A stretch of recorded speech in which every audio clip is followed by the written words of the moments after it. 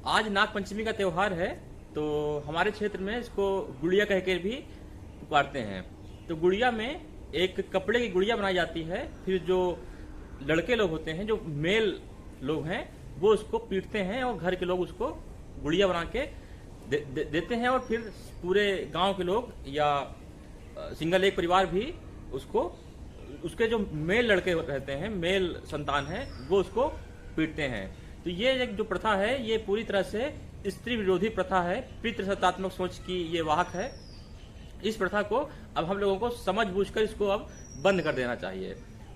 ये उसका चूंकि नाम ही गुड़िया है, जब उसको बच्चा पीटता है शुरू से ही, तो उस समय से ही उसके मन में ये संस्कार भर रहे होते हैं कि क्योंकि उसका नाम हम लोग गुड़िया दिए हैं, उसको पता है कि ये एक फीमेल है।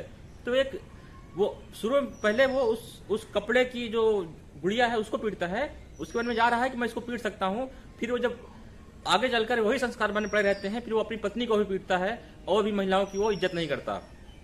तो ये जो त्योहार है, ये सीधे सीधे इस बात के द्योतक है कि पुरुष त्योहार नहीं कह रहे हैं, ये जो परंपरा है गुड़िया पीटने वाली, इसके लिए ही हम केवल कह रहे हैं कि ये परंपरा सिर्फ स्त्री विरोधी है, और ये बच्चों को मन से ही भर देती है कि तुम स्त्री से, लड़कियों से ऊपर हो और तुम उनको मार पीट सकते हो।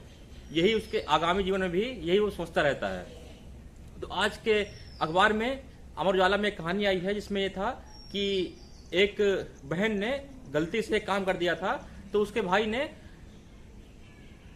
उसको पीटा। या तो उसमें नहीं लिखा, लेकिन उसमें लिखा कि तभी से ये परंपरा चली है कि फिर हम प्रतीकात्मक रूप से गुड़िया को पीटते हैं, यानी एक लड़की को एक स्त्री को पीटते हैं। तो इस प्रथा का हम बिल्कुल विरोध करते हैं। आप बिल्कुल, हम सब त्योहार मनाएंगे, खुशी से मनाएंगे। सारे त्योहार खुशियों के लिए ही होते हैं, तो उनको मनाया जाना चाहिए। लेकिन जो गलत परंपराएं हैं, जो पूरी तरह से अनुचित हैं, अनैतिक हैं, इन पर हमारा पूरा विरोध है, और ये सब बिल्कुल अब बंद होने चाहिए। धन्यवाद।